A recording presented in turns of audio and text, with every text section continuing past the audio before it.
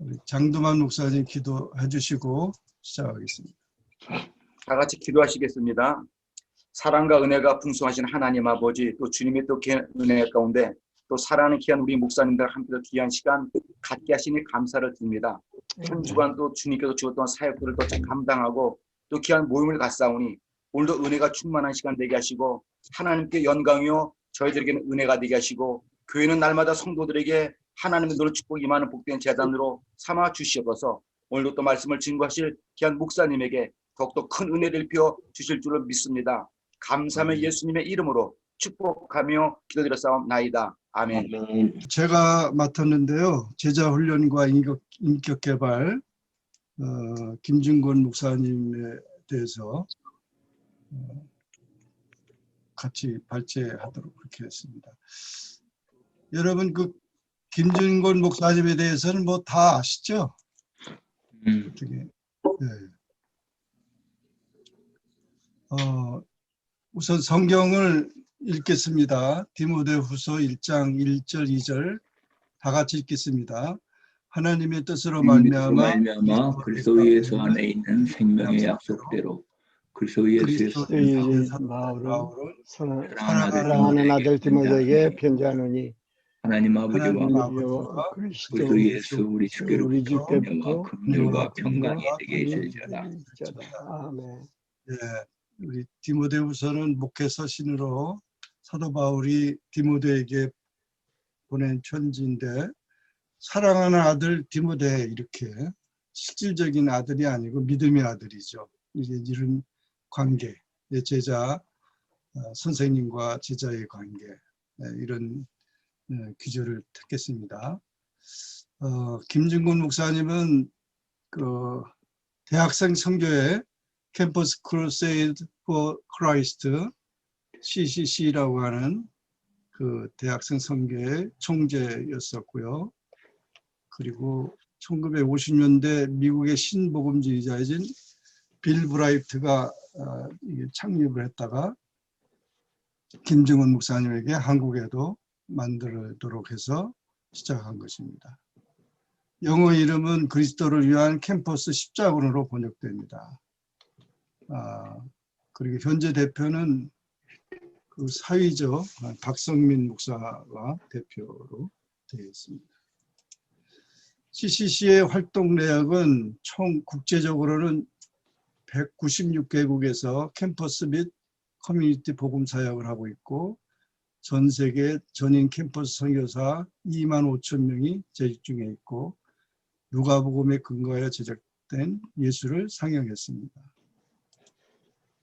한국에서는 북한에 저점서 보내기 운동을 했고 CCC 그 여러 가지 그 책들을 발행했고 큐티 또한 1958년에 한국 대학생 선교회를 설립했고 한국 CCC는 국민 1인당 GNP가 78달러이던 1958년 김준권 목사에 의해서 시작되었다. 한국 전쟁 당시 아버지와 아내가 학살당하고 여러 차례 죽을 고비를 넘겼다. 김준권 목사는 광주 숭일 중고등학교 교장을 역임하였다.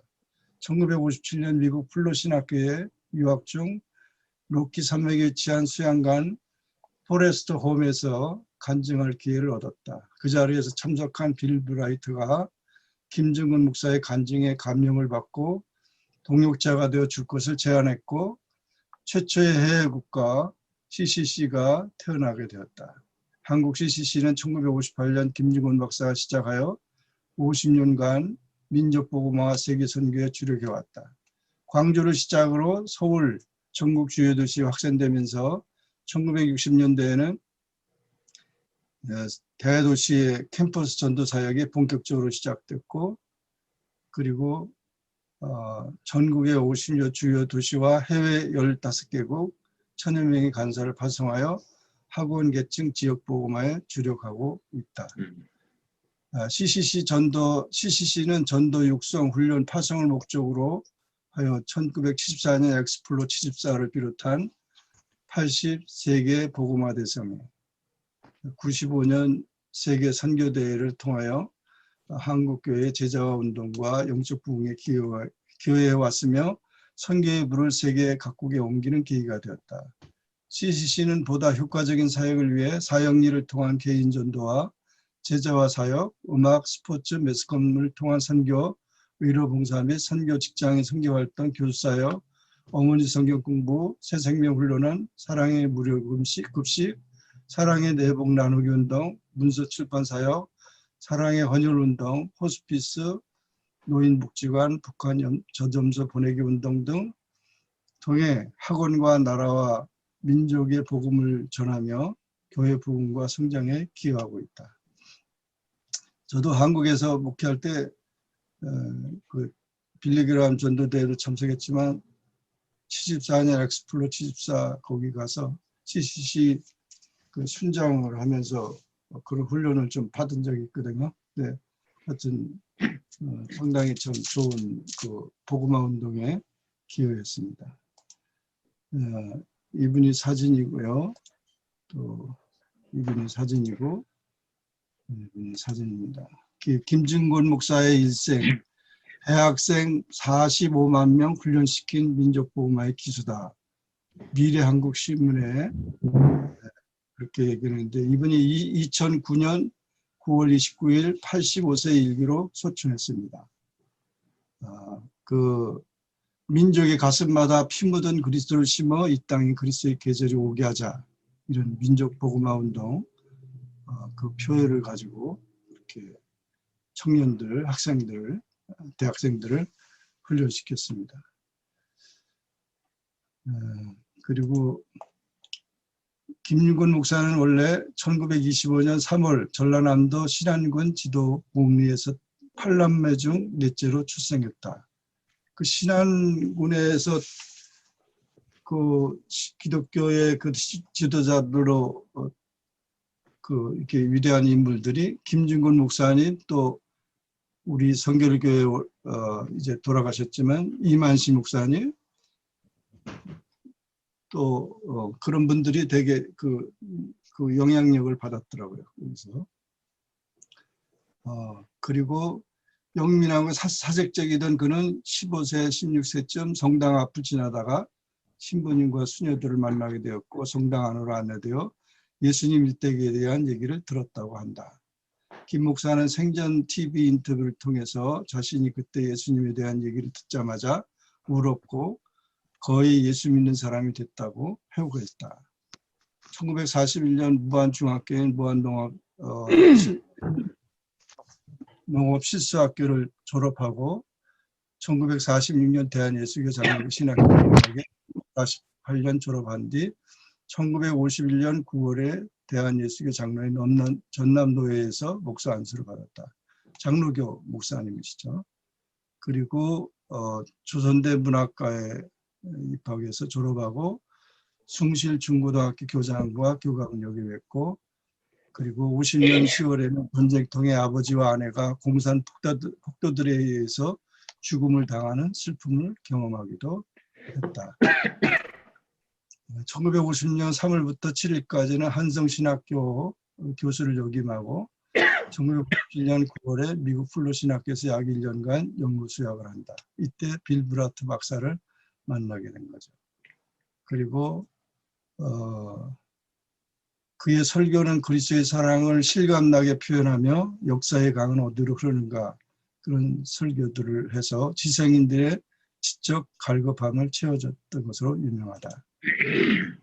그리고 대학과 군대, 국회에 전파한 미국 민족복음화 비전, 국가 조찬기도회를 1966년 3월에 그걸 창설을 했습니다. 이분이.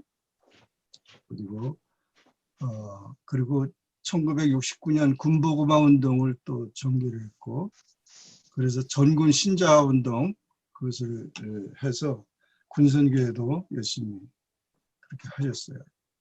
연합운동의 아주 대가이신 것 같아요. 그래서 그런 군사 반독재, 반체제 운동 정권 시대 때 이분은 계속 오직 전도 운동에 힘썼고 그렇게 이제 대학생들을 지도한 것입니다. 북한 선교에도 관심을 가져서 북한에 젖염소 보내기 운동을 했다. 그래서 이 굶주림에 처한 북한 동포들을 돕기 위해서 북한에 190만 7천호 농가에 젖염소 한 마리씩을 보급하는 것을 목표로 해가지고 그렇게 보냈다는 것입니다. 민족 복음화를 넘어 세계 선교도 주창을 해서 성시화 운동에 대해서 관심을 가지고 계속해서 했고, 그 다음에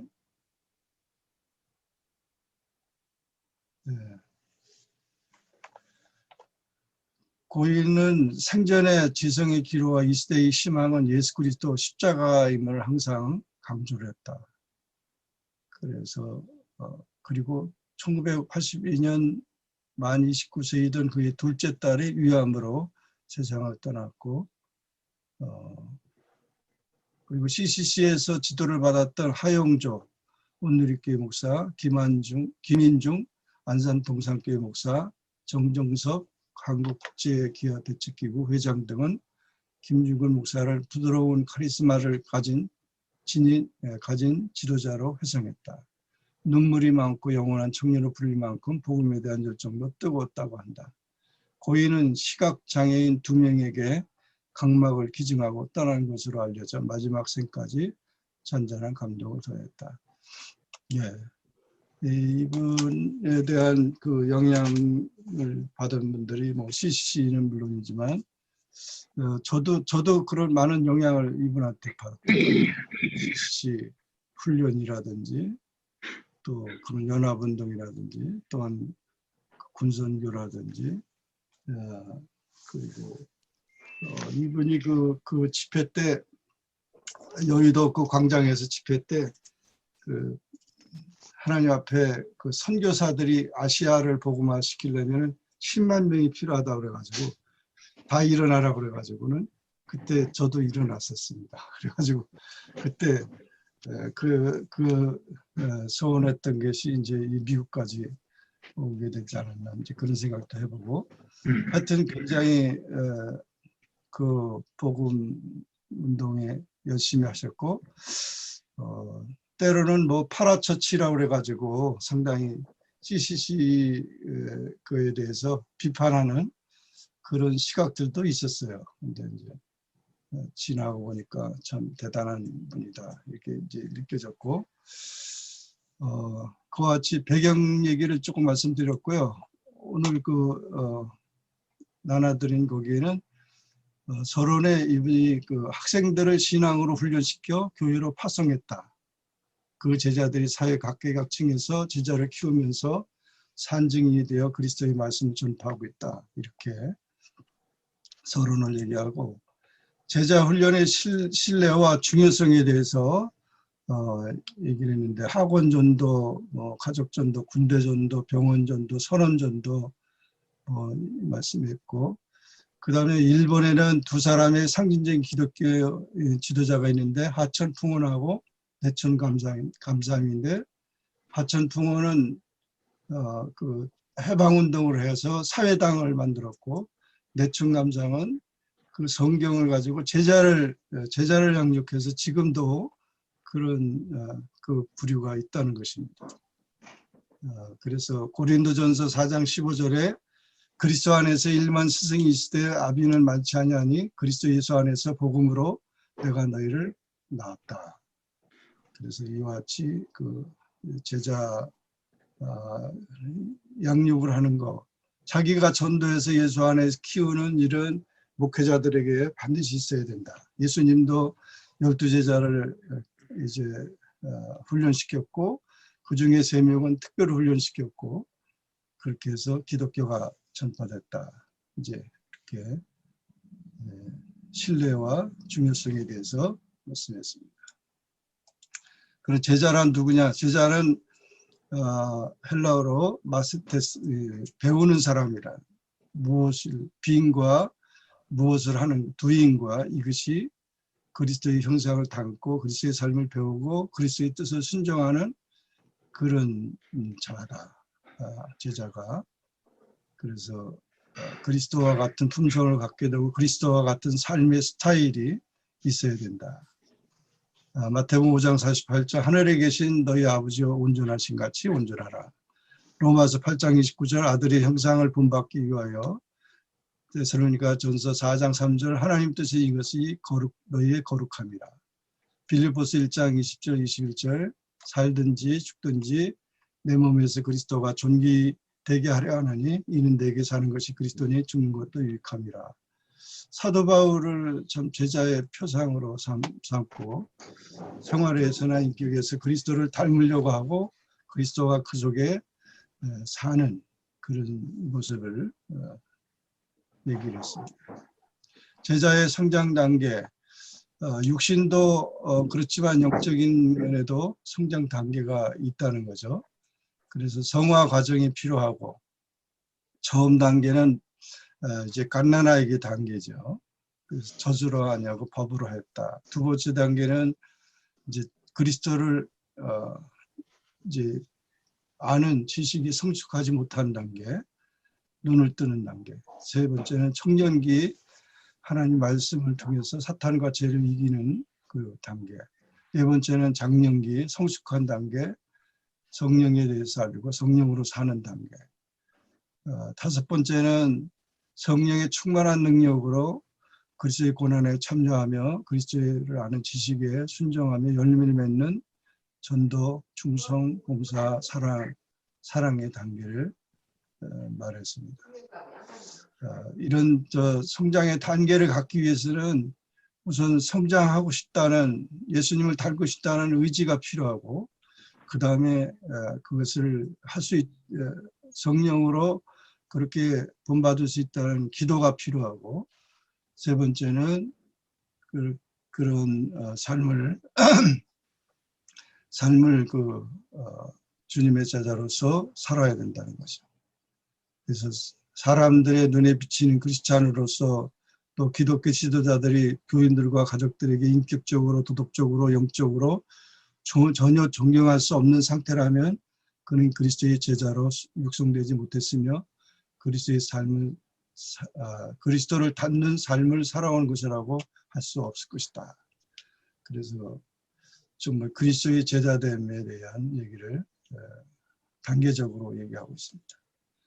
제자 성장의 10가지 요소에 대해서 말하고 있는데 하여튼 아는 지식도 중요하지만 전달도 중요하고 그리고 그것을 실천하는 것이 중요하다. 그래서 이 head knowledge하고 heart knowledge, hand knowledge 이렇게 세 가지 얘기하면서 hand knowledge가 실천적인 그런 행함이 있어야 된다. 그래서 요한복음 14장 23절 가라사대 사람이 나를 사랑하면 내 말을 지키리니 내 아버지께서 저를 사랑하실 것이요 우리가 저에게 와서 거처를 저와 함께 하리라. 그래서 이와 같이 날마다 순종하는 사람이 그리스도를 가장 깊이 알 수 있다. 키에르케고르의 그 유명한 예화를 하나 얘기를 하면서 어느 한 도시의 원로 목사님이 창백한 인텔리 청년의 예방을 받았는데 목사님 날 도와주십시오라고 자꾸 얘기를 하다가 좋은 책이 나와 있는데 그 책을 한번 보라고 찾아보라고 그랬더니 제가 그 책을 지은 저자인데요 이렇게 얘기를 했다는 거예요. 그러니까 정말 우리가 아는 지식과 삶은 또 우리 실천하는 것은 다르다는 거죠. 권투 시합을 보면은 권투 선수들이 죽을 것 같이 되는데 오히려 그것을 구경하는 사람들이 더 많이 죽는다는 겁니다. 그런 얘기를 했고 역시 주님의 제자가 되는 것도 내가 나를 따르라 사람을 낚는 어부가 되게 하라. 실천적인 지식을 우리가 가져야 된다. 이제 그런 얘기입니다. 그러면서 이제 10단계를 얘기를 했는데 그 10단계 교재도 있어요. 이번에 이걸 우리 한국에서 제가 그것도 다 이렇게 훈련받고 또 성도들도 이렇게 하긴 했는데 뭐 그냥 설교식 같은 그런 교재죠. 제자 중생 거듭난 이게 뭐 무엇보다도 중요하다는 거죠. 가장 중요하다는 거죠.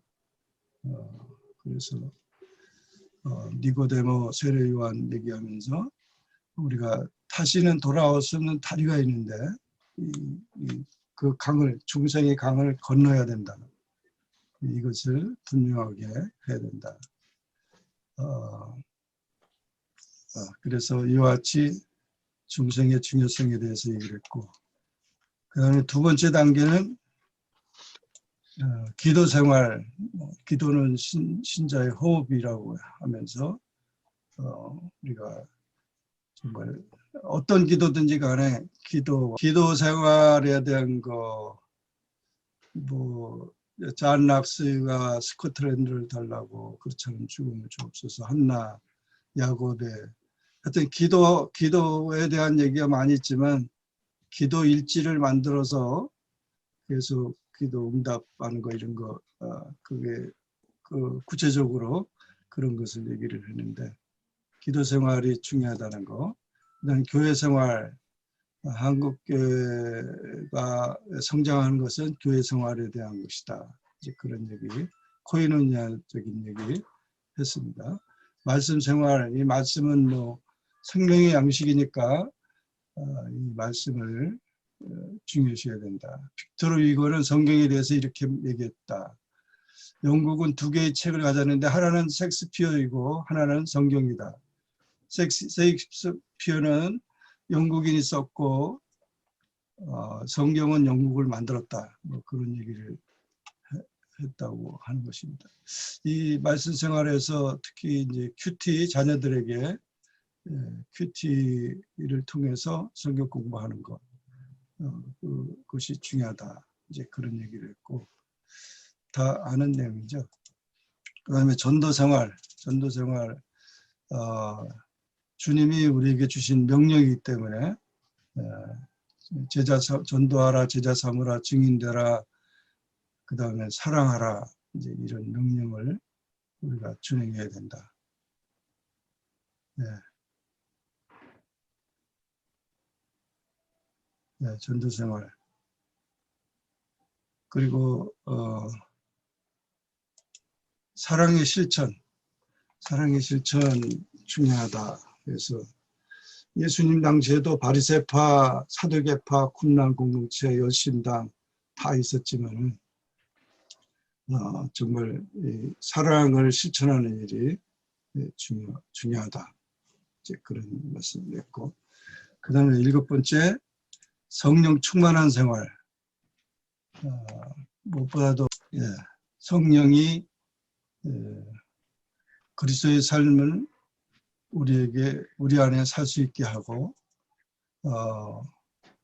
우리 육체가 걸어 다니지만 예수는 우리를 통해 성령으로 걸어 다니신다.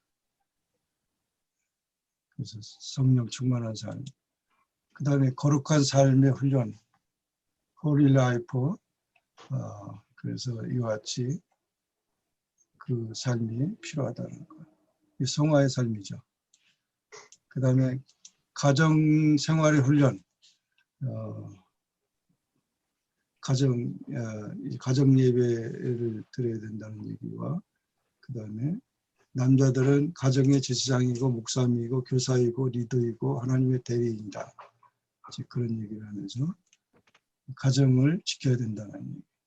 그 다음에 청지기 생활 훈련, 시간, 우리 몸, 우리 모든 것 다 하나님이 주신 우리에게 청지기의 사명을 감당해야 된다. 이렇게 10가지를 쭉 얘기했는데 이 교재에 보면은 전부 아주 다 이렇게 성경 근거해가지고 잘 이렇게 했어요. 10스텝인데 그렇게 돼 있고 제자 훈련의 방법과 차원. 그래서 훈련 교재를 잘 만들어서 그렇게 잘 해야 된다는 것과 그 다음에 이제 여름 휴가, 선교여행, 성경 암송 카드 뭐 이런 거 다 얘기를 쭉 하고 있습니다. 마지막 결론은 저는 목사님들께서 이번 기회에 은혜를 많이 받으시고 지속적으로 제자 훈련에 대한 교재를 가지고 훈련을 받으시며 또 그것을 교인들에게 단계적으로 가르쳐서 위에 10가지 요소들을 목사님들은 잘 활용하셔서 성도들을 그리스도의 제자로 양육하여 참된 그리스도의 삶을 살도록 인도하시기 바랍니다. 제자들의 품성이 예수를 닮고 예수의 열매를 많이 맺어 하나님께 영광 돌리게 되시기를 바랍니다. 그래서 이렇게 제자 훈련에 대한 그런 관심과 더불어 민족 복음화 또는 성시와 또 세계 선교에 대한 그런 비전들을 이렇게 나누는데 이게 한 사람의 제자들을 잘 이렇게 양육하면은 그렇게 된다는 것을 얘기하고 있는데 토의 제목은 그래서 나의 삶과 신앙에 가장 영향을 준 사람은 어떤 사람인가.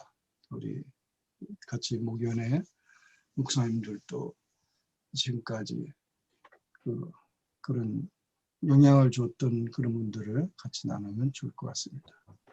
뭐 그냥 평이한 내용이고요. 또한 뭐 제자 훈련에 대해서는 우리가 많이 들었기 때문에 또 그렇게 지금 또 사역을 또 이렇게 다 하셨으리라고 믿고요. 또 교재들도 많이 나와 있기 때문에 교재가 중요한 건 아니고 사실은 어떻게 그 교회에 잘 적용해서 훈련을 시키는가 하는 것이 참 중요하다고 생각이 됩니다. 예, 제가 한 것은 여기까지 준비를 했습니다. 이제 같이 좀 느낀 점과 나눠주시면 좋겠습니다. 저는 제가 영향받은 내 삶과 신앙에 영향을 주는 사람이 누구인가 했을 때 김준근 목사님 영향을 많이 받았습니다. 사실 지금 가만히 생각해보니까 이번에 또 그것을 이렇게 준비하다 보면서 내가 엑스플로 74 거기 가서도 그렇게 훈련 받았구나. 이분의 또 CCC 사형리 가지고도 열심히 전도를 했거든요. 신자들 막 데리고 다니면서 한국에서. 그랬더니 그것도 그렇고 또 10단계 10스텝 뭐 이런 거 전부 이렇게 한 거 보니까 굉장히 이분의 영향을 많이 받았다 이렇게 생각이 되는데 요즘에 어떤 정광훈 목사 그분도 뭐 이렇게 영향을 받았다 그러는데 내가 보기에는 좀 노선이 좀 그렇게 같지는 않은 것 같아요. 이분은 굉장히 어떻게 보면은 장로교 목사님인데 우리 성결교 목사님 같이 그런 느낌을 받았어요. 그런 선교운동 또 그런 말씀운동 그런 이것이 아주 내 마음에 와닿고 또 지금까지도 그랬고 그래서 저는 김준근 목사님의 영향을 제가 많이 받았다 이렇게 이제 지금까지 느껴지고 두 번째 인물은 제가 신학대학에서 웨슬레 전공을 했거든요. 그래서 웨슬레의 성화운동 그거에 대한 것도 많이 영향을 받았고 그리고 K 아들하고 프리셉트 바이블 스터디 성경 공부 교재가 있어요. 그것도 제가 한 10년 이상 거기에 푹 빠졌어요. 아주 그냥 너무 좋아가지고 말씀이. 그래서 지금도 프리셉트 성경 연구 방법을 지금도 설교나 또 성경 공부할 때도 항상 그것을 가지고 합니다. 그래서 제 삶을 이렇게 돌아보니까 그 세 분이 저한테 많은 영향을 줬지 않나. 예. 다른 분들도 한번 말씀하시죠. 그렇지 않아도 제가 장도만 목사님 너무 그 자명한 사실을 이야기했다고 하실 때 네. 바로 뒤따라서 그 이대우 목사님 굉장히 영향을 많이 받으신 것 같다고 말씀드리려고 했는데 목사님 자신 그렇게 정말 목사님 그런데 정말 김준국 목사님은 정말 우리 한국 기독교 역사에 아주 큰 정말 영향을 끼치신 참 훌륭한 목사님으로 기억되고 그분의 그 책이나 설교나 그 리더십이나 그 모든 게 정말 마치 정말 신화처럼 우리들 사이에 회자가 됐고 그분은 또 굉장히 그 어떤 슬로건 굉장히 다른 사람의 마음을 파고들 만한 그런 말들을 또 많이 만드셨죠. 뭐 그리스도의 계절이 오게 하자 뭐 이런 말들 너무너무 멋진 말씀이고 외모나 그 신학이나 그 문학적인 또 국면적인 그런 모든 부분에서 너무나 탁월한 우리 기독교회의 큰 인물이었고 또 복음을 어마어마하게 능력 있게 영향력 있게 전하셨던 그 대학생들을 많이 살렸죠, 그죠? 정말 그분이 없었으면 지금 대한민국도 지금만큼 잘하지는 못하지 않았을까. 참 그런 만큼 훌륭한 분이었다고 저도 생각합니다. 네, 아주 좋은 코멘트를 해주셨어요. 네, 감사합니다. 지난번에 우리 저기 어디죠? 문준경 전사님 거기 갔을 때에 그때 우리 들은 게 이 목사님이 문준경 전사님한테도 영향받았다고 아마 들었던 것 같아. 네, 그때 전도받았다. 네? 네. 전도받았다. 네, 이런 분들 보면은 이게 다른 사람이 경험하지 못했던 그런 고난, 어려움을 많이 겪었기 때문에 더 정말 이렇게 훌륭하게 것 같아요. 그분이 아까 말한 것처럼 부인도 그렇게 학살당하고 또 아버죠? 부모님도 그렇게 학살당하고 특히 전에 한번 읽은 책 보니까 29살 먹은 딸, 여기도 잠깐 나왔었죠? 29살 먹은 딸이 죽어갈 때 그때 그 병상에 같이 있던 그 기록을 내가 한번 읽었거든요. 그러니까 참 그때 그분의 그 마음이 하나님 앞에 너무 절실했는데 딸 좀 살려달라고. 그 딸이 죽었잖아요. 죽을 때에 그때 하나님의 은혜를 새롭게 깨달았더라고 보니까. 그러한 체험이 그 자원에 크게 일하시는 분들은 보통 사람이 겪지 못한 그런 고난, 그게 또 하나님 앞에 은혜 이런 걸 체험하는 것 같아요. 그리고 또 훌륭한 책을 쓴 사람들도 보면요. 어떠한 고난이 있으니까 그런 책을 쓰는 거야. 보니까. 평범하게 평안하게 사는 사람들은 무슨 걸작이나 이런 걸 낼 수가 없어. 우리가 아는 것처럼 뭐 철력진님 그것도 감옥에 섰다고. 내가 어제 설교 준비하다가 준비한 거 보니까 그 가시곡이라고 하는 책을 쓴 조창현 씨도 그 양반이 억울하게 구치소에 들어가서 그런 고난을 겪었어. 그러니까 그게 구치소에 안 들어갔으면은 그런 가시고기 같은 책이 나올 수가 없더라고 보니까. 들어가기 전에는 하나님을 몰랐는데 감옥에 들어가서 거기 하나님 만나게 되고 그걸 통해서 그렇게 또 훌륭한 책도 쓰게 되고.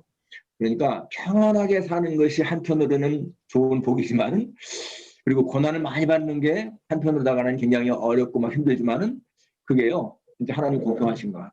평안하게 사는 사람들한테는 그냥 평안하게 살고 어려움을 당한 사람들한테는 또 훌륭한 그런 뭐가 나오게 하시고, 전 이 김중훈 목사님도 보면서 그러한 얼마나 사실상 그게 어려운 거가 있어요. 자기 아내가 학살당하고 부모님 학살당하고 딸이 죽고, 근데 그런 걸 통해서 또 하나님은 그렇게 크게 쓰시는 거예요. 그렇게 참 6.25 때라든지 또 그런 고난을 당하면서도 또 군부 그런 시대임에도 불구하고 그냥 복음에 대해서 충실하면서 그런 민족을 살리기 위해서 이렇게 했었던 거 보면 제가 아는 그분은 대학생들을 복음화하기만 하면 모든 것이 모든 나쁜 것들은 다 사라지게 되고 물러가게 된다는 그런 생각을 갖고 계셨던 분으로 알고 있는데 그렇겠죠. 아무래도 대학생들을 복음화 시키면 아무래도 그들이 다 사회 나가서 지도자가 되니까 그만큼 유익한 거지. 그래서 오직 복음화에만 열중하셨던 걸로 기억합니다. 그게 상당히 참 좋은 취지 같아요. 그런데 이제 어떤 면에서는 그게 좋은 건데 이 기성교회하고의 어떤 이게 화합이 잘 안 되고 이제 그런 경우가 또 있었지. 아무래도 부작용이요. 그 학원 캠퍼스 한 사람, 그 캠퍼스 미니스트리 한 사람들이 이 기성교회에 가서 이렇게 충성하는 그런 것보다 아무래도 그건 마찰이 생기게 되고 그래서 아마 문제도 없지 않아 있었지 않을까. 네, 아까 제가 잠깐 언급했죠. 파라처치에 대한 부정적인 그런 시각들이 많이 있었다. 그래서 청년들을 다 데리고 간다. 그래가지고 CCC를 다 빼간다 이러는데 우리가 또 큰 거시적인 안목으로 볼 때는 그래도 CCC가 자체가 무슨 그 교단을 만든 것도 아니고 그 큰 대형 교회를 만들기 위한 게 아니었는데 그런 오해들이 조금 있었던 것 같아요. 네. 파라처치 그 김중권 목사님은 제가 잘 알아요. 네. 제가 우리 교단 본부에 있을 때 우리 교단에서 만교회 운동을 했는데 그분을 고문으로 데려와서 어떻게 하면 만교회를 세우겠냐.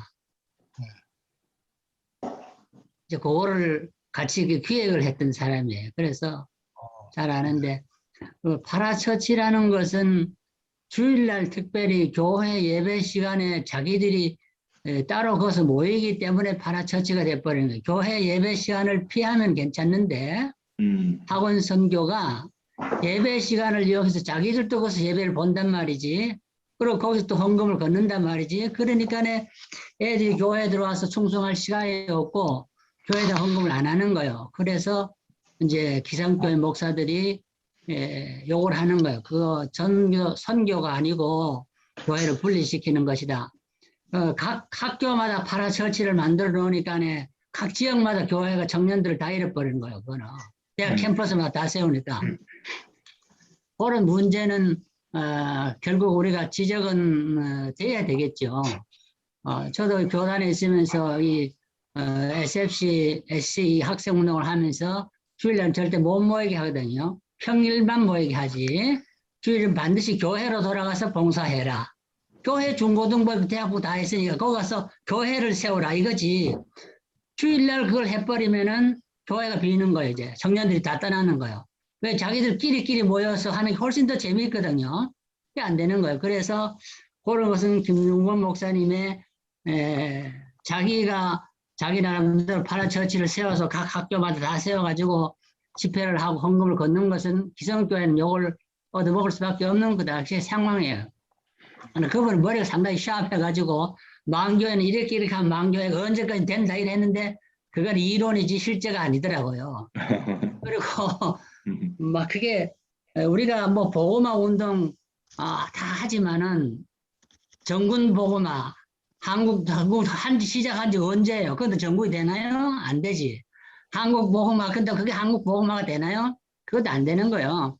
그럼 우리가 일단은 보고마랑 전체 되는 건 아니고 최선을 다해 보는 것이 가장 중요하다. 이제 그런데 이 가장 중요한 것은 이게 김중권 목사님도 대집회도 했지만은 대집회와 이 개인 훈련 요걸 잘 구별해 가지고 우리 교회는 해나가야 된다. 교회도 오늘 목회를 보면은 목사들이 대집회 설교 위주로 하면은 안 되고 설교와 개인 훈련이 동시에 된다. 왜냐하면 개인차가 다 있기 때문에 모든 사람이 평등하지 않아요. 어린아이도 있고 어른도 있다면 이게 신령 연령으로 보면은. 그런데 우리가 그런데 개인 훈련에 조금 더 목회의 포커스를 둬야 된다. 설교는 대중적인 설교니까 대중 집회니까 예수님도 대중 집회와 12제자 개인 훈련을 항상 병행해 나갔거든요. 이제 그런 문제가 있고 이제 중생으로부터 이제 10가지를 시작했는데 사실은 이제 여기 중생 앞서에 콜링이 먼저 들어가야 돼요. 부름이 먼저 있어야 돼.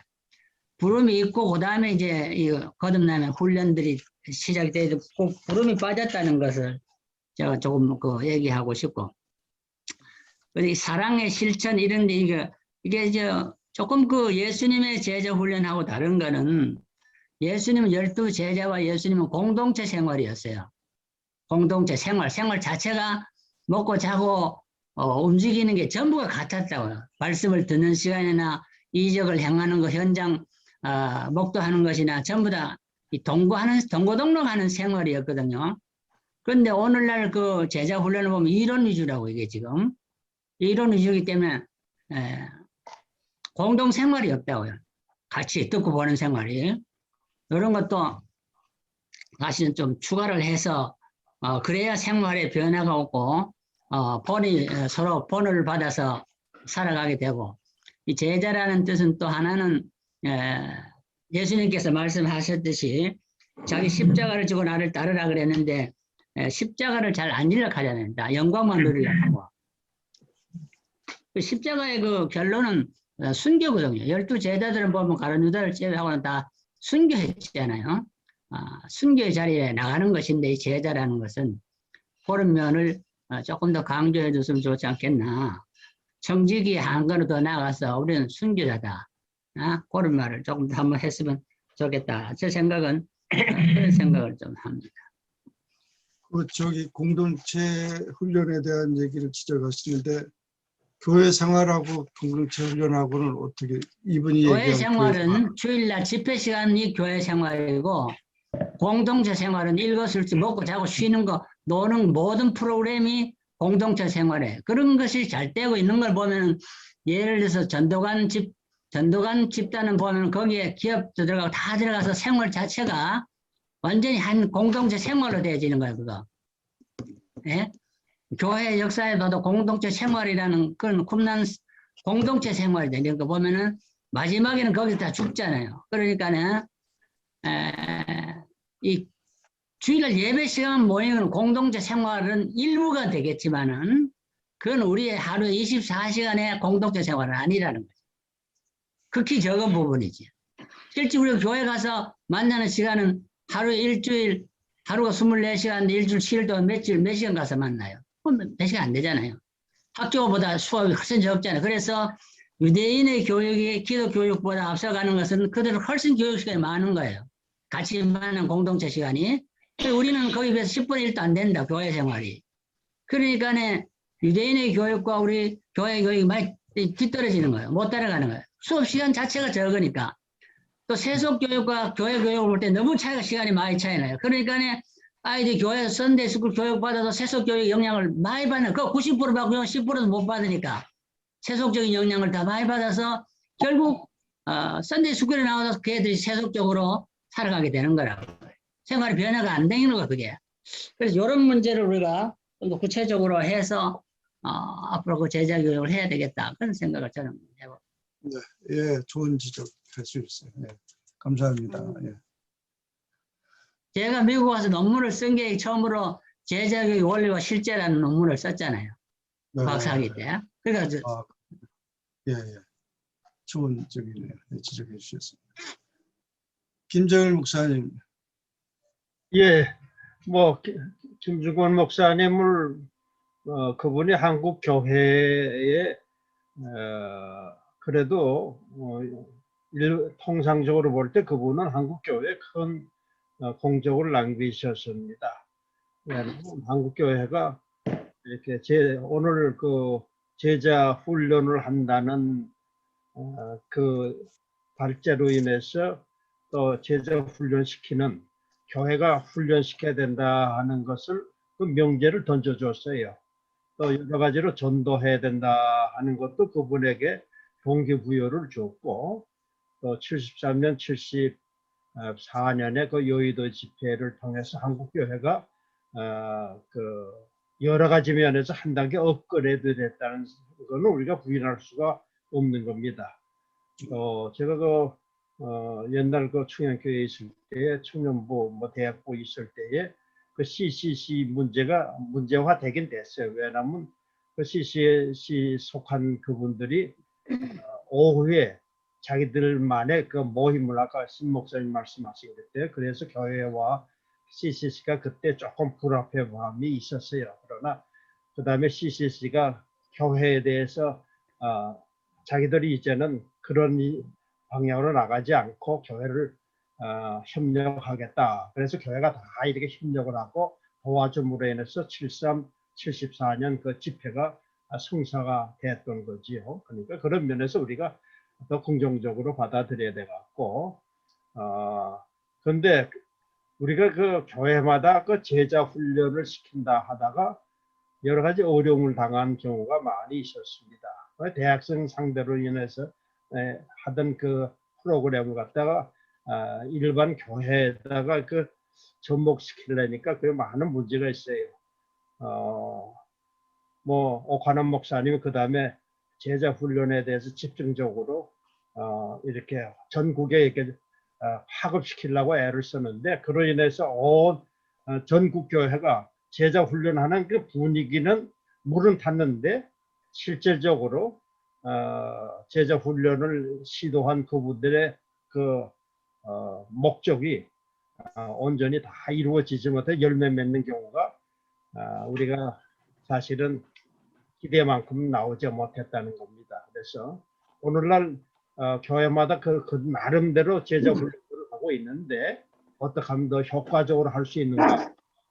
그것이 시행착오가 아마 더 많이 겪어야 할 것 같습니다. 그러나 제자 훈련을 해야 돼 갖고 또 이 코로나 사태로 인해서 교인들을 접촉이 쉽지 않는데 어쩌면 이 줌 미팅 같은 이 기구를 좀 이용해서라도 제자 훈련하고 대상자에게 효과적으로 접근을 할 수 있다. 저는 그렇게 생각하고 싶습니다. 왜냐하면 제자 훈련 다 제자 만들 수 없거든요. 그러니까 그게 특별히 택해서 하나, 둘, 일주일에 한두 번씩 시간을 정해놓고 만나면은 목사님들이 소기의 제자 훈련 목적을 달성할 수 있지 않을까 그런 생각이 듭니다. 네, 좋은 지적해 주셨습니다. 감사합니다. 또 장루반 목사님. 잘 들었고요. 저희도 역시 뭐 김준건 목사님에 대해서 뭐 다 저는 신앙생활을 27살 약간 좀 늦게 시작을 했어요. 그래서 사실은 뭐 그러한 어른들을 잘 이렇게 접할 기회는 없었지만 그래도 제가 이제 신학교 들어가서 목회하면서 이제 소식 이렇게 책이나 이런 이야기를 해서 이제 CCM 뭐 활동 이야기를 들었고 또 저희들이 이런 어떤 영향을 받 여기 보면 나의 삶의 신앙에 가장 영향을 준 사람 이런 아까 맨 끝에 타이틀이 있었는데 그냥 저희 때는 그랬어요. 한경지 목사님에게 우리 영향받았고 그다음에 박윤선 목사님 또 우리 주석을 통해서 또 그런 것에 영향받았고 그다음에 저희가 항상 한창 저 때는 이종윤 목사님이 충역해서 그 목회자 세미나를 많이 하셨어요.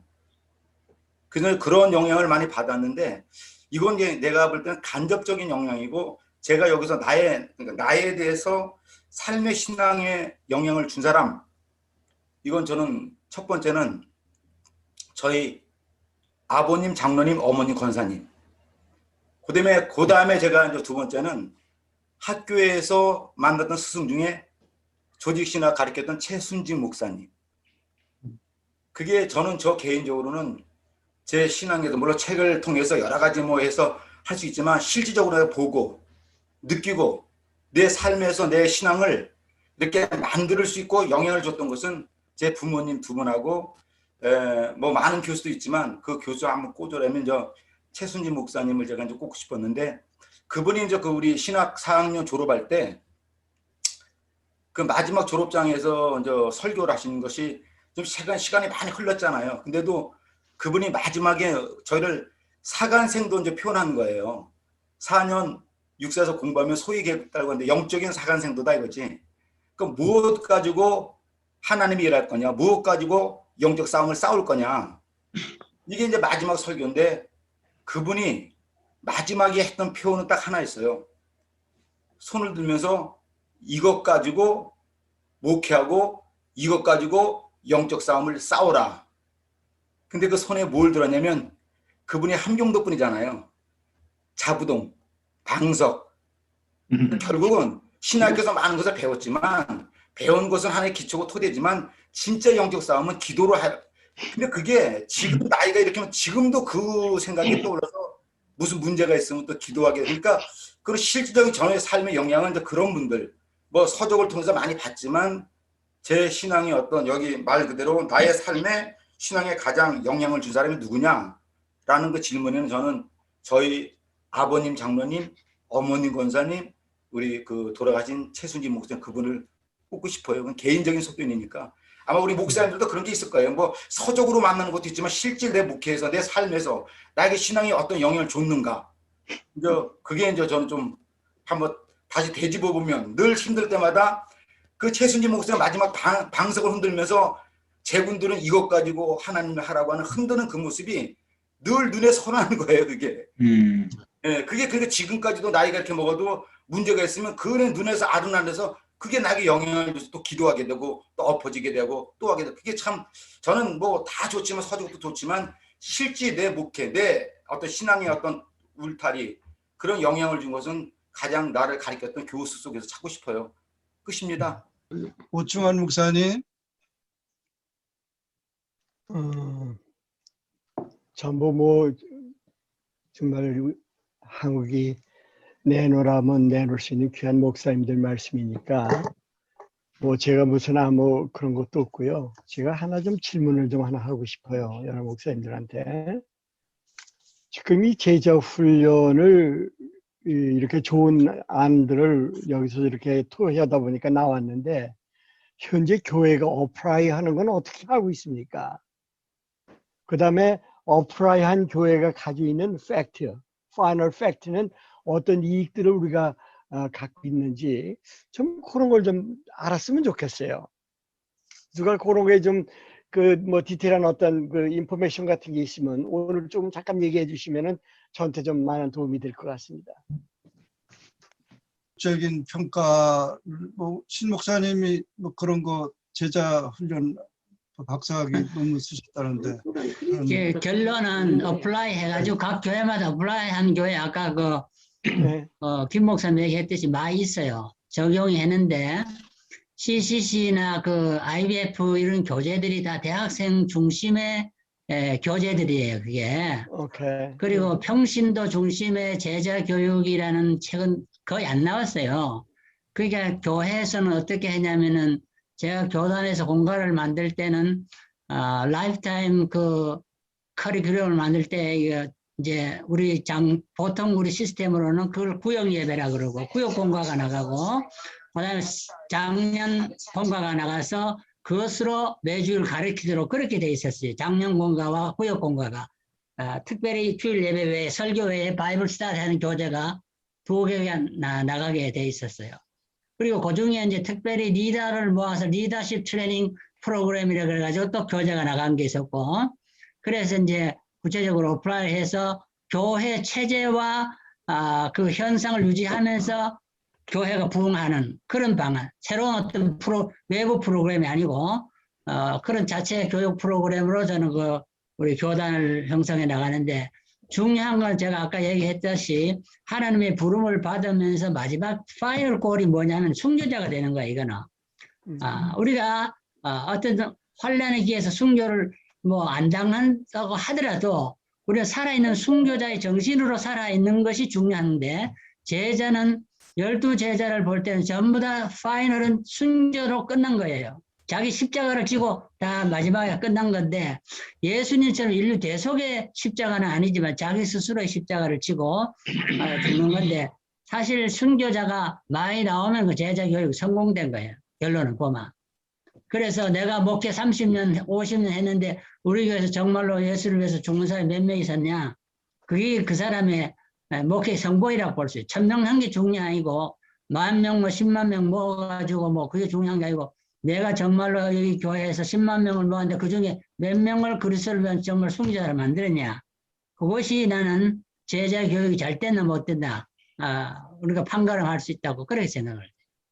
네, 아주 좋은 지적해 주셨어요. 그래서 일단 우리가 지금 그 제자 그 훈련이 주로 이제 대학생들 상대로 하다 보니까 우리 교회에서 그것을 적용하기는 그 이제 그런 여러 가지 그 문제점이 따르고 또 그 지식적인 면도 그렇고 그래서 많이 이렇게 이제 교회 나름대로 이렇게 만들기도 하고 총회본부에서 또 교육국에서 그런 이제 교재들을 만들죠. 이제 그렇게 된 거고 목사님 지적한 대로 이게 우리가 12제자는 마지막까지 그 순교 복음을 다 순교했다는 것 그것이 우리가 그것이 아름다운 것이고 한국도 그런 순교적인 터전 위에 교회가 오늘 우리가 그런 열매를 맺고 있는 곳이라 이렇게 생각을 해서 그런 순교자들에 대한 그런 면들을 우리가 더 깊이 생각을 해야 되지 않을까. 네, 그렇게 생각이 되네요. 제자들을 볼 때 항상 그런 헌신이 오늘의 열매를 맺게 되는 거 아니냐. 이렇게 예수님의 뒤를 따라간다는 것은 바로 그런 것이 아니겠는가.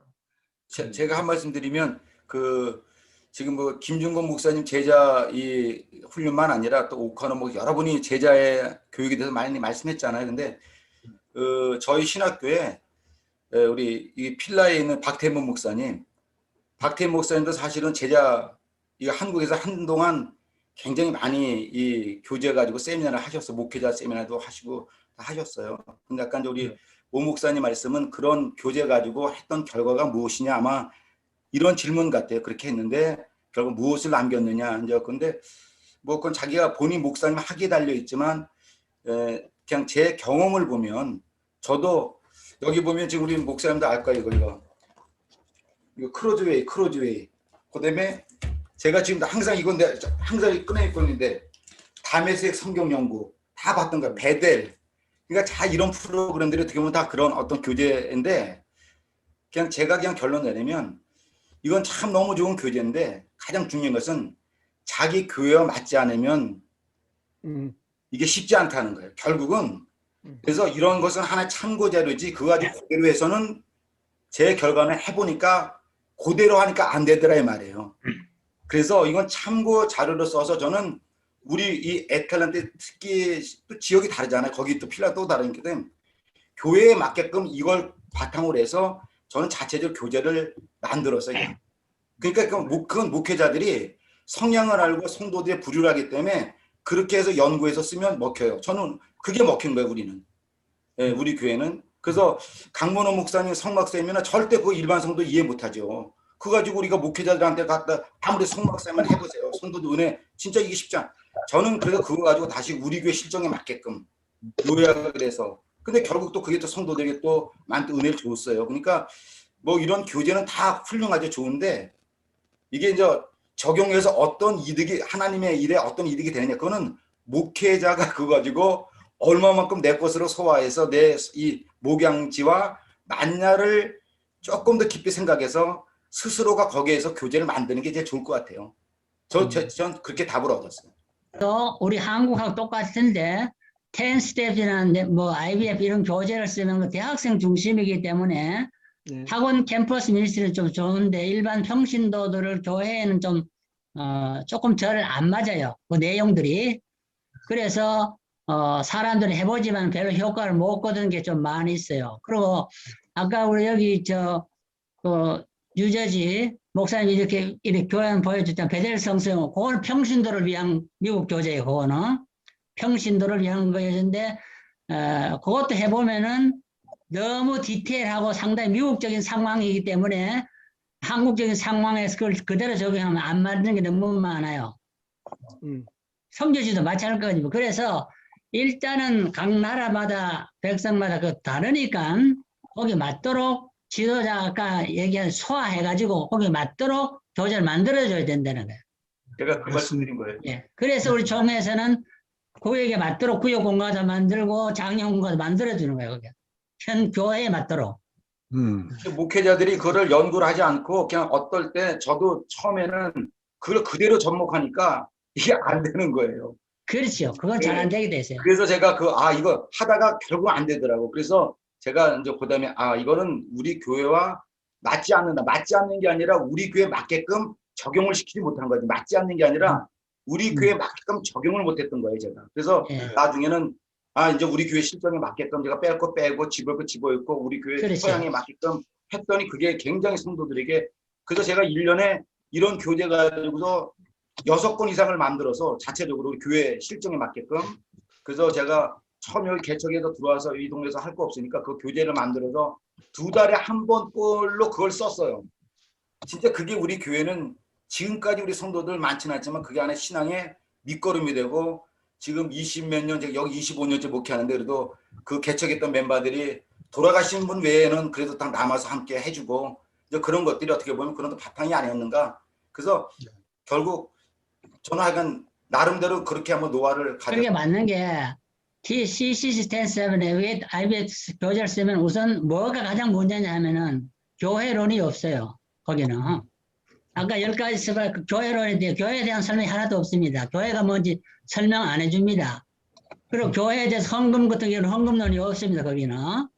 교회는 헌금을 걷고 교회론을 바로 세워나가야 되는데 교회가 뭔지 가르쳐줬는데 그 교회는 그런 말이 하나도 없습니다. 그래서 기성교회하고는 안 맞는다는 거예요. 우리 교회를 세우는 것이 목적인데 교회에 대한 언급 하나도 없어요. 거기는. 그 어디 교회 맞습니까? 안 맞는데. 안 맞죠? 헌금에 대한 얘기도 안 하죠. 그거는. 그 제자 훈련의 맹점이 너무 그 지성적인 그 쾌락이라 할까.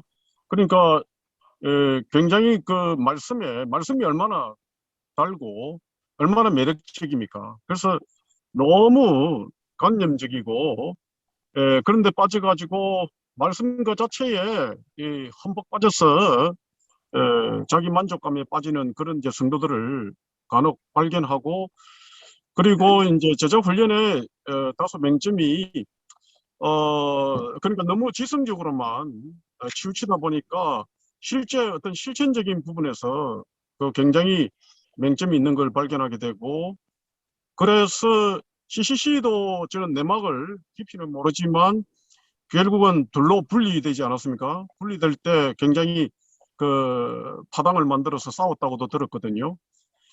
그리고 이제 그 외에 많은 교회들이 가끔씩 무슨 MBC 무슨 PD 수첩이라든지 그것이 알고 싶다 이런 부분에서 교회들이 굉장히 그게 사실인지 아닌지도 잘 모르지만 추한 모습을 드러내는데 보면 결과적으로 배운 거는 많은데 실천하는데 미흡한 거 좀 많이 보거든요. 그 이권을 두고 서로 다툰다든지 그런 우리 이민 목회자들을 선교사들이 정말 이민 목회는 순교지라고 정말 그런 표현이 그다지 틀리지 않은 게 이민교회 목사님들 정말 그 교회 현장이 자기들의 무덤인 걸 많이 보죠. 매일 생활이 늘 성도들과 접하는 가운데 자기 희생적으로 결국 자기가 죽고 성도들을 살리려 하는 그런 목회적 마인드 그런 것이 사실 제자 훈련이다 어쩐다 하면서 막 크게 프로그램을 만들어서 파급시키고 그 사람들을 모으고 훈련시키고 내보내고 하는 그런 어떤 기업적인 그런 활동보다도 훨씬 더 순수하고 아름다운 그 복음 사역이 아니겠느냐 그런 생각합니다. 한국에 아까 오 목사님 질문했듯이 제자교육 프로그램 적용해서 성공한 교회가 예를 들면은 오카는 목사가 사랑의 교회예요. 사랑의 교회는 원래 그분이 오카는 목사 CCC 운동을 하던 사람이고 성도교회에 있을 때 대학부를 지도했고 그 사람이 나와서 교회를 개척하면서 대학생 중심으로 했기 때문에 그게 맞아 들어갔어요. 그게 적성이 맞는 거예요. 자기 원래 훈련했던 데고 또 나와서 교회 그 멤버들도 그 사람들이고 해서 맞았는데 내가 오카는 목사님이 그 교회에서 제자 운동할 때 나는 총신 대학에서 제자 훈련을 가르쳤어요. 나는 가르쳤는데 그 오카는 목사의 단점을 내가 비판할 때는 그랬어요. 당신은 제자 훈련 해놓고 전부 네 제자 만들었다. 틀렸다. 예수님이 12제자 만들어 다 내보냈지. 어디 대교 해가지고 거기 당회장 했냐. 다 내보내라. 내가 그랬거든요. 근데 그걸 안 하는 거예요. 그럼 모든 교회들이 제자를 만들면 제자는 파송입니다. 제자를 왜 키웁니까? 파송하기 위해서 키우는 거예요. 날 섬기려고 키우는 게 아니라 내 교회 키우니까 그게 아니에요. 제자는. 제자의 목적은 파송입니다. 파송을 하나도 안 해요. 어느 교회들은. 그래서 그거는 내가 그랬어요. 제가 12제자를 파송을 다 순교자가 되는데 파송해가지고 요새 옥하는 목사가 어디 제자 파송해 순교했단 말이 못 듣잖아요. 그러니까 나는 내가 그때 있을 때는 현장에서 비판을 그러면 안 된다. 파송을 해라. 당신이 교회에서 제일 똑똑한 제자 다른 교회 파송해라. 다 이렇게 다른 나라로 다 파송해라. 내가 그랬거든. 그러니까 안 하는 거예요. 안 간다는 거예요. 그분들이. 여기서 내가 다 해. 이거 하고 장자 다 해먹겠다는 거예요. 우리 장도만 목사님, 최순직 목사님한테 많은 영향을 받으셨다고 그랬는데 내가 화면 저기 공유를 통해서 최순직 목사 언제 저 강의한 그 노트를 그분이 주신 게 있어. 그래서 내가 소개하려고 그래. 네? 네, 보세요. 나옵니까? 네? 예, 아, 죄송합니다. 저는 배터리가 다 돼서 나갑니다. 예. 어떻게 나가요? 저 장두만 목사 보여요? 어? 이거 최수진 목사님 치기를 쓰신 거야. 네? 네? 네? 네? 보여요? 보여요. 네, 성서신앙. 예. 성서신앙. 성서신앙. 신앙. 바이블. 예. 이게 한 4-5페이지 되는 것 같아요. 예? 직접 쓰신 것 같으네. 실제로 내가 저 원하시면 장 목사님한테 드릴게요. 예, 그좀 보내주세요. 네? 저에게 또 중요한 이제 자료가 되니까 네. 좀 저한테 보내주시면 좋지. 이거 우리 여기다 올려주시면 우리가 좀 갖고 가면 되는데. 네. 연거리도 올려놓으시면. 네. 오늘 주제는 영향을 받은 목사가 누구냐 이랬는데 신학교 우리가 목사가 되면은 신학교에서 정말로 내게 평생 목회에 영향을 준 사람은 교수예요. 물론 일차적인 신앙의 기반은 부모로부터 받는 거고 저도 모태신앙이니까 받는 건데 그게 내 목회에 영향을 줄 만큼 어떤 지식은 안 줘요. 우리가 목회에 관한 모든 지식은 다 신학교에서 받는데 우리 총신에는 조직신학을 가르친 분이 박형룡 박사예요. 나는 직접 그 밑에서 배웠거든요. 배웠는데 박형룡 박사님의 조직신학 이상으로 한국에 지금 조직신학과가 안 나와요. 그렇게 많은 방대한 분량 조직신학 쓴 사람이 없어요. 다 한 권 내고 말지. 그분같이 정말로까지 7권을 낸 사람이 없다고. 그리고 그만큼 이제 있고, 그 다음에 박윤선 박사는 주경신학자예요. 들어오면은 사도행전 딱 보면 주해를 해 나가는 거예요. 주석 스타일로 가르친다고 그분은. 주경신학은 이제 박윤선 박사. 그분이 참 겸손한 거는 내가 경건의 시간에 올라가서 설교를 해도 제일 앞에 앉아가지고 아멘하고 주의하고 머리 숙이 있는 사람이 박윤선 박사예요. 그분은. 그러니까 주경도 잘하지만 얼마나 그 신학자로서 겸손한지 몰라 그분은. 그런 모습들이 우리에게 영향을 주는 거예요. 항상 제일 먼저 나와서 경건의 제일 앞에 앉아가지고 그 은혜 받고 있는 거예요. 그 교수가 학생 설교해. 그런 거 보면은 보통 사람은 학생들이 설교하던 교수들이 피 크고 저거 설교하냐 이런 식으로 평을 하는데 그분은 안 그래. 그렇게 참 하나님 앞에서 은혜를 받아요. 그분. 그런 모습들이 우리가 참 많은 그 영향을 준다. 그래서 조직신학과 주경신학은 여러분이 학교 누구한테 배운지 몰라도 한평생 자기 목회에 밑거름되고 토대가 될 거예요. 그거는. 물론 그 외에도 뭐 이제 여러 가지 교육학이라든지 또 윤리학이라든지 또 뭐 교회사 히스토리컬 문제라든지 이런 것도 있지만은 가장 핵심은 주경신학과 조직신학이에요. 모든 설교에 꾀대가 설라면은 그 두 개가 안 되면은 해석이 안 되는 거예요. 박윤선 목사님 저 말씀하니까 내가 사진을 하나 쉐어할게요. 네? 여기 저 박윤선 목사님이 박윤선 목사님 보여요 여기? 네? 저 앉아 계시는 거. 앉아 계신 분. 설교하셨어요. 안수하시고. 저는 박윤선 목사님 직접 배우진 않았는데 제 안수식에 설교하시고 안수하시고, 예? 네, 여기 지금 한국에 있는, 여기 사진 안 보이지만 그 당시에 한국에 있는 신학 모든 분들이 다 오셨어. 이게 LA에서, 저기 LA 근교에 오늘 기도원에서 제가 안수받을 때예요. 여기 지금 그 강대상에 있는 분이 누구예요? 이건 저 황보연준 목사님. 아, 황보연진 목사님. 황보연준 목사님이고. 여기 둘은 누가 이 사람들은? 어? 이 저 앞에 서 있는 사람. 여기 나와. 목사님하고 여기 지금 안수받는 분. 인데 송영걸 목사 안 보이는구나. 여기 안 목사고, 요건 저 윤수환 목사고, 예, 호주에건 이제 다 애들 뭐 나이가 들었으니까 지금 여기에 지금 목사님들이 모인다고. 그래서 제가 김 목사님 어디 있어요? 네? 김 목사 어디 있어요? 요거 가운데 두 번째. 어깨 넓으신 분. 아이고 어제 키가 제일 큰 것 같아 커서. 나보다 작은 분이 하나 있어. 아니 이거 목사님 연세가 몇 살 때예요? 이게 78년이니까 35. 오, 78년. 이야, 참. 35살 때. 지금 안수받기 전에요? 요거 안수 기도한 다음에 한 것 같아. 아니 안수 바로 직전이다. 직전이요. 서양. 가운을 아직 안 입으시고 쓴 거 보니까 직전인가 보네. 아니 여기 다른 사진이 있긴 있어. 목사 안수식 가주노회 노회장 황보연진 목사가 있고. 귀한 사진이에요. 저는 기도를 해서. 안수 받으면 목사 가운을 씌워주니까 안 썼잖아요 지금. 그러니까 아직 안수기구나. 우리는 저기 무슨 가운이고 뭐고 할 형편이 못 됐어 그 당시에는. 아 그래요? 이게 처음 아니야 처음. 이게 이게 8년도라고요? 1년 전에 지금 40몇 년 전이지. 이게 78년 10월 20일이네. 미국에서 받으셨네요. 우리 교단이 78년 2월에 생겼는데 두 번째 총회 때구만. 응?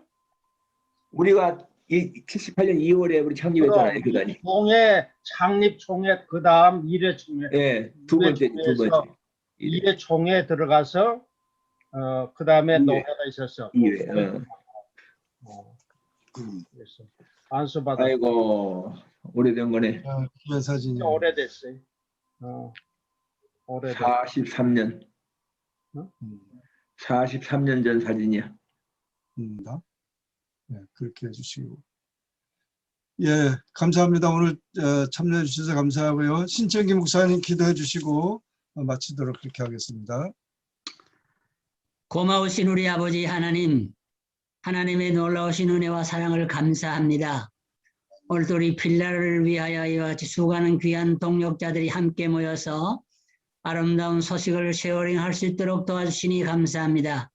하나님께서 우리에게 은총을 베풀어 주사 이 지역을 복음화하며 주의 나라 확장을 위해서 헌신하며 부족함이 없도록 영육간의 강건함을 주시고 가정의 평안을 주시고 교회의 평안을 더하여 주옵소서. 예수님의 이름으로 기도드리옵나이다. 아멘. 네.